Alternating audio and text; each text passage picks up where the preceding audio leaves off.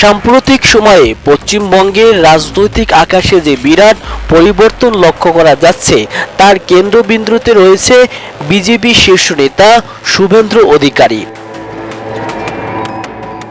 মমতা বন্দ্যোপাধ্যায়ের নেতৃত্বাধীন তৃণমূল কংগ্রেসের দীর্ঘ শাসনের অবসান বা রাজনৈতিক পট পরিবর্তনের পর শুভেন্দু অধিকারীর একের পর এক বিতর্কিত ও আক্রমণাত্মক মন্তব্য সমগ্র রাজ্য এবং বাংলাদেশ সীমান্তে এক নতুন উত্তেজনার সৃষ্টি করেছে। কয়েক মিনিটে বাংলাদেশ দখল করার মতো উগ্র জাতীয়তাবাদী মন্তব্য থেকে শুরু করে পশ্চিমবঙ্গের মুসলিম সম্প্রদায়ের ধর্মীয় আচার অনুষ্ঠানের উপর কঠোর প্রশাসনিক বিধিনিষেধ সব মিলিয়ে এই মুহূর্তে ওপার বাংলায় এক চরম অস্থির পরিস্থিতি বিরাজ করছে। পশ্চিমবঙ্গের রাজনীতিতে শুভেন্দু অধিকারী এখন আর কেবল একজন আঞ্চলিক নেতা নন, বরং তিনি ভারতীয় জনতা পার্টি বা বিজেপি হিন্দুত্ববাদী রাজনীতির অন্যতম প্রধান মুখ। নন্দীগ্রামের ঐতিহাসিক আন্দোলনের মধ্য দিয়ে লাইমলাইটে আসা শুভেন্দু একসময় মমতা বন্দ্যোপাধ্যায়ের অত্যন্ত ঘনিষ্ঠ ছিলেন, কিন্তু রাজনৈতিক সমীকরণের পরিবর্তে তিনি বিজেপিতে যোগ দেন এবং বাম ডান সমস্ত রাজনৈতিক হিসেব উল্টে দিয়ে রাজ্যে বিজেপির শক্ত ভিত্তি গড়ে তোলেন।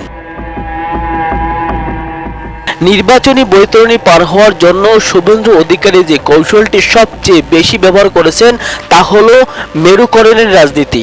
রাজনৈতিক বিশ্লেষকদের মতে পশ্চিমবঙ্গের প্রায় 30% মুসলিম ভোটার ঐতিহ্যগতভাবে তৃণমূল কংগ্রেস বা ধর্মনিরপেক্ষ দলগুলোর দিকে ঝুঁকে থাকত।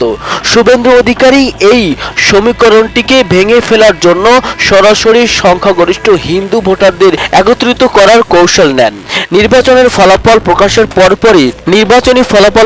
পরপরই শুভেন্দু অধিকারী অত্যন্ত স্পষ্ট ভাষায় বলেন, আমি শুধুমাত্র হিন্দু এবং অন্যান্য আদিবাসী ধর্মাবলম্বীদের ভোটে জয়ী হয়েছি, মুসলমানরা আমাকে একটি ভোটও দেয়নি, তাই তাদের প্রতি আমার কোনো রাজনৈতিক দায়বদ্ধতা নেই।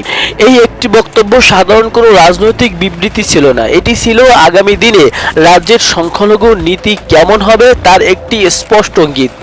নির্বাচনী প্রচারণার সময় তিনি পশ্চিমবঙ্গের মুসলমানদের একাংশকে বাংলাদেশি অনুপ্রবেশকারী বলে আখ্যা দেন, ভারতকে একটি হিন্দু রাষ্ট্র হিসেবে গড়ে তোলার অঙ্গীকার পুনর্ব্যক্ত করে এবং মুসলিমদের ধর্মীয় আবেগে আঘাত করে বিভিন্ন উগ্র বক্তব্য দেন। এর ফলে নির্বাচনের পর থেকে রাজ্যে একটি মনতান্ত্রিক বিভাজন সৃষ্টি হয়। পশ্চিমবঙ্গে ক্ষমতায় হাতবদল কখনোই রক্তপাতহীন হয়নি, কিন্তু সাম্প্রতিক সময়ে যে মাত্রায় রাজনৈতিক প্রতিহিংসা ও উগ্র আধিপত্য বিস্তারের চিত্র দেখা গেছে তা নজিরবিহীন। নির্বাচনের পর থেকে রাজ্যের কোনায় কোনায় শুরু হয়েছে তীব্র সংঘাত। রাজ্যের বিভিন্ন জেলা থেকে প্রতিদিন খুন, জখম এবং রাজনৈতিক কর্মীদের উপর নৃশংস হামলার খবর আসছে। ভীমরুমের নাবানু, হাওড়ার উদয়পুর, উত্তর 24 পরগনার মধ্যগ্রাম, দক্ষিণ 24 পরগনার কুলতলি, শিলিগুড়ি, বাঁকুড়া, নদিয়া এবং রায়পুর সহ রাজ্যের সর্বত্র নজিরবিহীন দখলদারিত্ব চিত্র দেখা যাচ্ছে।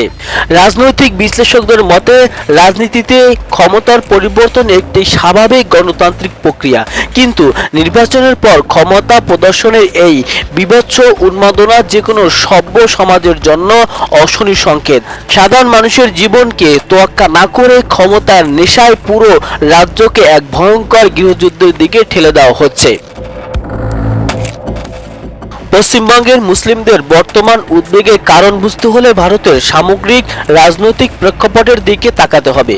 গত এক দশক ভারত জুড়ে সংখ্যালঘুদের উপর যে ধরনের কাঠামোগত নিপীড়ন চলছে তা পশ্চিমবঙ্গের মুসলমানদের মনে গভীর ক্ষতের সৃষ্টি করেছে। ভারতের উত্তরপ্রদেশ, মধ্যপ্রদেশ ও হরিয়ানার মতো রাজ্যগুলোতে বুলডোজার নীতি একটি আতঙ্কের নাম হয়ে দাঁড়িয়েছে। কোনো আইনি প্রক্রিয়া ছাড়াই মুসলিমদের বাড়িঘরে, দোকানপাট এবং ধর্মীয় প্রতিষ্ঠান গুড়িয়ে দেওয়ার ঘটনা ঘটছে। এর সাথে যুক্ত হচ্ছে ধর্মীয় সম্প্রীতি বা ওয়াকফ সম্পত্তি বাজেয়াপ্ত করার আইনি প্রচেষ্টা। গোরক্ষার নামে গত কয়েক বছরে ভারতে শতাধিক মুসলিমকে পিটিয়ে হত্যা করা হয়েছে। শুধু সন্দেহের বশে বা ধর্মীয় পরিচয় নিশ্চিত হওয়ার পর জনসম্মুখে জয় শ্রীরাম বলতে বাধ্য করা এবং তা না করলে পৈশাচিক নির্যাতন চালানো এখন ভারতের অনেক অংশের সাধারণ চিত্র পরিণত হয়েছে। ঐতিহাসিক তথ্য উপাত্ত বিশ্লেষণ করলে দেখা যায় ভারতের স্বাধীনতার পর থেকে এ পর্যন্ত যতগুলো বড় সাম্প্রদায়িক দাঙ্গা হয়েছে তাতে 10 থেকে 15 হাজারের বেশি মানুষ প্রাণ হারিয়েছে, যার সিংহভাগই মুসলিম সম্প্রদায়ভুক্ত।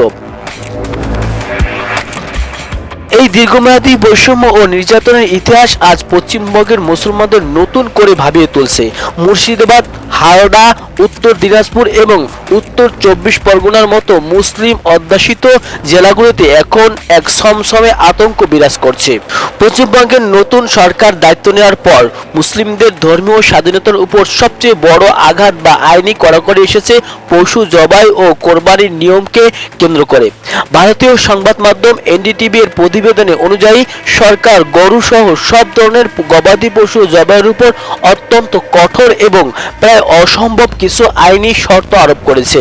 রাজ্য সরকারের পক্ষ থেকে জারি করা নতুন বিজ্ঞপ্তিতে স্পষ্টভাবে বলা হয়েছে, নির্ধারিত সরকারি কর্তৃপক্ষের অনুমতি এবং পশু চিকিৎসকের দেওয়া ফিটনেস সনদ ছাড়া এখন থেকে গরু বা মহিষের মতো কোনো পশু জবাই করা যাবে না। একটি পশুকে জবাই উপযোগী হিসেবে সনদ পেতে হলে নির্বাচিত গবাদি পশুটির বয়স অবশ্যই 14 বছরের বেশি হতে হবে। পশুটির প্রজনন বা কৃষিকাজের জন্য সম্পূর্ণ অনুপযোগী হতে হবে। যদি কোনো পশু গুরুতর আঘাত বা অনিরাময়যোগ্য রোগের কারণে স্থায়ীভাবে বিকলাঙ্গ হয়ে পড়ে, কেবল তখনই সেটিকে বিশেষ বিবেচনায় জবাইয়ের জন্য ছাড়পত্র দেওয়া হবে। যদি কি এই নতুন সরকারি নিয়ম বা নির্দেশিকা অমান্য করে পশু জবাই করে, তবে পশ্চিমবঙ্গ পশু জবাই নিয়ন্ত্রণ আইন অনুযায়ী সেটি একটি গুরুতর শাস্তিযোগ্য অপরাধ বলে গণ্য হবে। আইন ভঙ্গকারীদের সর্বোচ্চ 6 মাসের কারাদণ্ড অথবা আর্থিক জরিমানা অথবা উভয় দণ্ডে দণ্ডিত হতে পারে। আসন্ন ঈদুল আজহাকে কেন্দ্র করে এই নতুন সরকারি নির্দেশিকা জারি হওয়ার পর সামাজিক যোগাযোগ মাধ্যম বিশেষ করে ফেসবুক ও ইউটিউবে ব্যাপক গুঞ্জন ছড়িয়ে পড়েছে যে পশ্চিমবঙ্গে হয়তো নামাজ এবং কোরবানি সম্পূর্ণ নিষিদ্ধ করা হয়েছে। তবে প্রকৃত সত্যটি এবং আইনি বাস্তবতাটা কিছুটা ভিন্ন।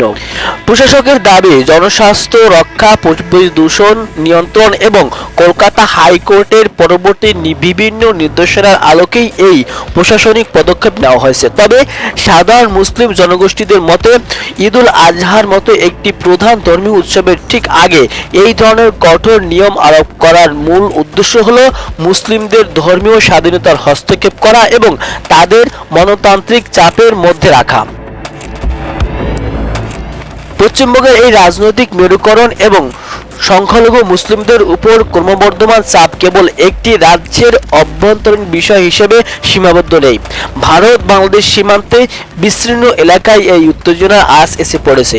শুভেন্দু অধিকারীর মতো নেতাদের বাংলাদেশ বিরোধী উস্কানিমূলক বক্তব্য এবং রাজ্যের মুসলিমদের কোণঠাসা করার নীতি দীর্ঘমেয়াদী বাংলাদেশ ও ভারতের দ্বিপাক্ষিক সম্পর্কের ক্ষেত্রে একটি বিশাল ফাটল তৈরি করতে পারে। মমতা বন্দ্যোপাধ্যায়ের ধর্মনিরপেক্ষ রাজনীতির অবসানের পর পশ্চিমবঙ্গের মুসলমানরা আজ এক চরম অনিশ্চিত ভবিষ্যতের মুখোমুখি।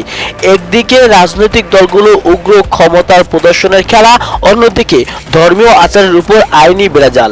সব মিলিয়ে ওপার বাংলার সংখ্যালঘু মুসলমানদের ভাগ্য এখন কোন দিকে মোড় নেয় তার সময় বলে দেবে। প্রিয় দর্শক, পশ্চিমবঙ্গের এই বর্তমান পরিস্থিতি এবং মুসলিম সম্প্রদায়ের উপর আরোপিত এই নতুন নিয়মাবলী নিয়ে আপনার মতামত কি? শুভেন্দু অধিকারীর এই নতুন নীতি কি রাজ্যে শান্তি ফিরে আনবে নাকি এক ভয়াবহ সামাজিক বিস্ফোরণ জন্ম দেবে? আপনার মূল্যবান মতামত নিজে কমেন্ট বক্সে আমাদেরকে জানান। রাজনীতি, সমাজ এবং সীমান্তের এমন সব গুরুত্বপূর্ণ ও গোপন খবরের নিয়মিত আপডেট পেতে ডেইলি বিডি নিউজ 24 এর সাথেই থাকুন। ভিডিওটি ভালো লাগলে লাইক দিন এবং বন্ধুদের সাথে শেয়ার করুন। আর হ্যাঁ, আমাদের চ্যানেল নতুন হয়ে থাকলে এখনই সাবস্ক্রাইব করে বেল বাটনটি অন করে দিন, যাতে করে পরবর্তী আপডেট আপনার মিস না হয়ে যায়।